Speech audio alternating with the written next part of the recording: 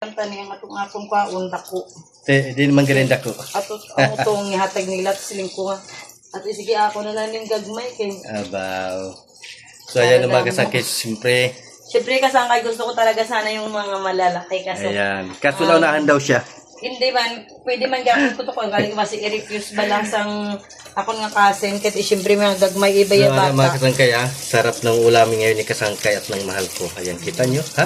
O Kita samantala nyo? ngayon, ang Sarap-sarap, mahal-mahal ha? ngayon ng ano no, ng mga isda. Mahal-mahal ng isda ngayon, no? Kasi siyempre galing pa lang sa Bagyo. Oh.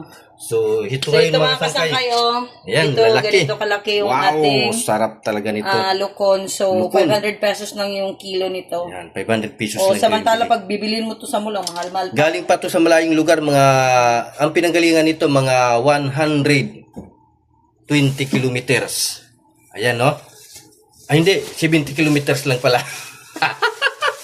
Na-overreach ka kahit 70 kilometers lang pala. Yung travel papunta Ay, rito. Pasayan, Ah, LD. Buksan mo yung Pasayan, buksan mo. Pasayan niya sa dagat. Sa dagat talaga. Yan. Yung masarap mga kasangkay, ha? Ayan, magandang araw sa lahat mga kasangkay. So ito mga kasangkay, ang masarap nga ulamin ni kasangkay at ng mahal ko. Ang laki-laki ng isda, ha? Ayan, oh, kita nyo yan? This Isa lang isda yan, is pero- worth 200 pesos only. Oh, yan. 200 lang yan, ha? Mga kasangkay, kita nyo. Pero, malinamnam nga kainan to ang ating harapin ngayon mga kasangkay dahil nga magsaing ka na mahal ko. Ano, ikaw ang masain? Sabi ko magsaing ka na mahal ko kasi nagbibidyo pa ako dito eh. Madami pa akong ginagawa mga kasangkay. Ayan, oh. Kita nyo, ayan, kita nyo. Masarap na masarap talaga mga sangkay. Ayan. Baka matinik tayo, ha. So, napakasarap talaga nito mga sangkay, ha. Oo, okay na kasi may kanon pa. Ayan. Yung alimasag talaga, oh.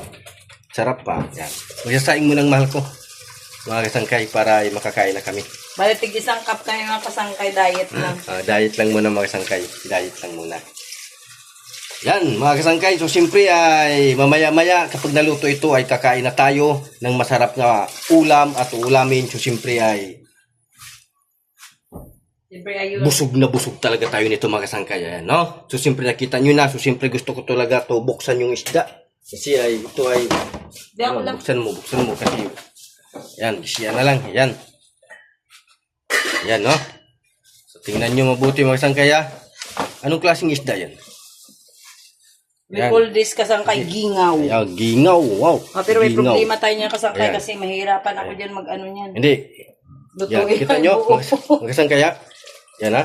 Laki-laki talaga. Yan. Sobra to 1 kilo mga kasangkay. Mahigit 2 Pwede kilo na to. 1 kilo yan. Ayan, mga kasangkay. Ang laki talaga.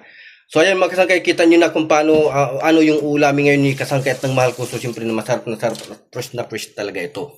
Yun, mga kasangkay. So, maraming salamat sa mga nanonood nito at saka patuloy nagsusupport sa kasangkay Ray. Thank you so much mga kasangkay.